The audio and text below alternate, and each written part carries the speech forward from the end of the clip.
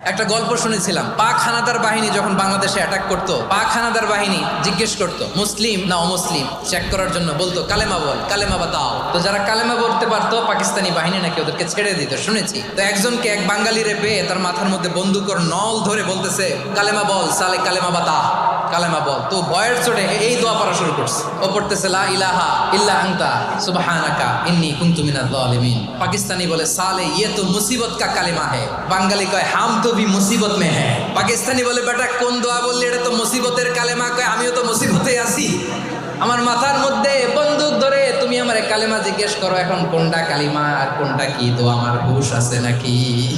লা ইলাহা ইল্লা আনতা সুবহানাকা ইন্নী কুনতু মিনাজ জালিমিন। বিষ্ণুই বললেন দেয়ালে পিঠ থেকে গেলে, চোখে মুখে অন্ধকার, বাঁচার কোনো উপায় নাই, তখন এই দোয়াটা পড়তে হবে।